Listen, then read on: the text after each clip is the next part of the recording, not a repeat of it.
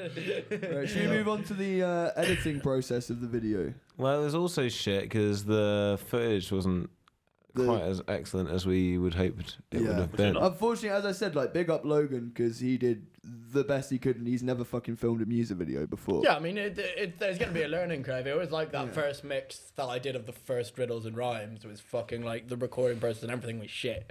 So, like, I mean, I think he did a lot better than, like, other people would have done.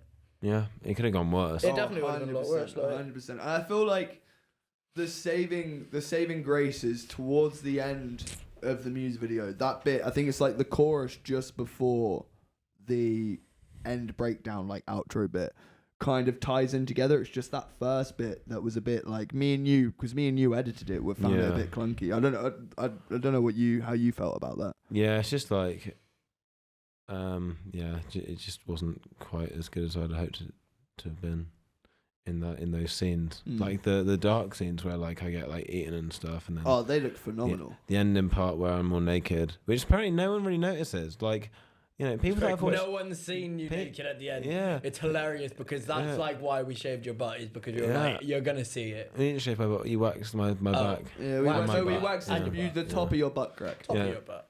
So say this is my butt. Here, you wax like and in the crack. In the crack a little bit. It wasn't nice either. But to be fair, you're spliced in at the end, but like not. You aren't that prevalent. Yeah, you're fairly prevalent. It's fair. Like when you see the image on screen, you're like, oh shit, that's a naked man. Yeah, but like it's not like I went to a dogging spot recently with somebody and. And we were talking about it, and I was like, "Yeah, have you not seen that I'm naked?" What were you doing in the dogging spot, Francis? Let's rewind. What were you doing in the dogging spot, Francis?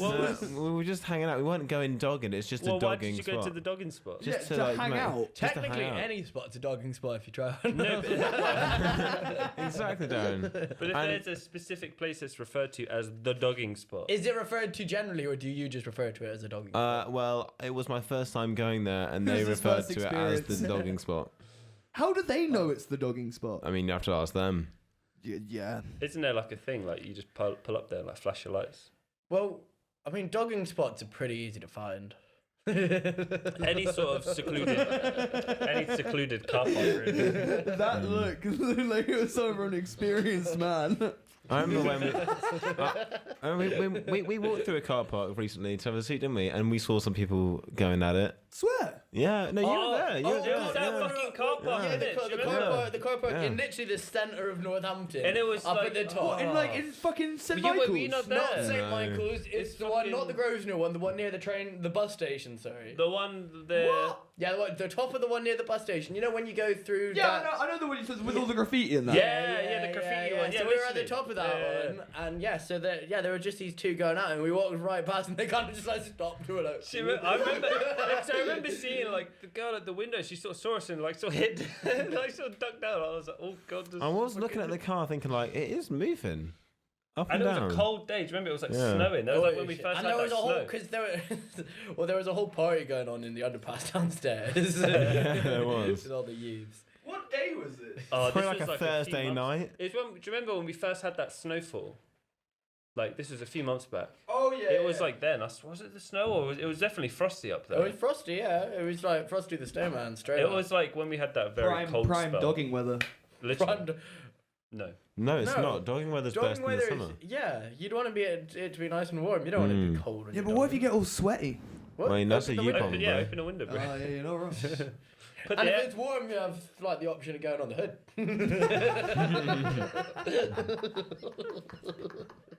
It's just like if you've got a black card, you know, be wary because it might be a bit too hot. Oh yeah, or just park under a tree. It's not mid-daylight when you're talking like it's not going to be that hot, especially if you're talking on the roof.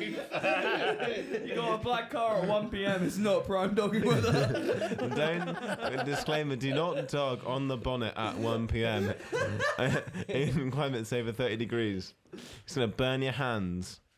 And maybe your face. And maybe knees. Well, yeah. I think it'll burn quite a lot. Burn the sack. I'll burn the sack.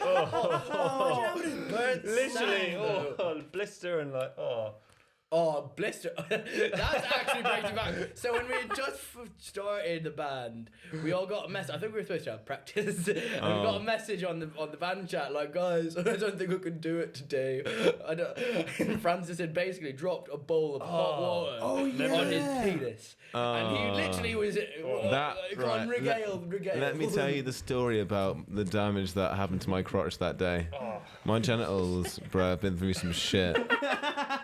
Right, so I was, like, as you can tell, I'm quite a nasally guy, and sometimes I take it upon myself to like clear my sinuses out, and I'm having a bad time with my sinuses. So I got a big bowl of boiling water, and poured like eucalyptus oil in it to give it that, you know, steamy thing. And the thing you're supposed to do is get a towel, put it over your head, and go and inhale the eucalyptus steam. But my towels were all upstairs, and really stupid Francis was like, I can't have to go get a towel, so I'm just gonna get my top and go like this and put my top over the top of the bowl. You fool. And I took a half of this eucalyptus oil.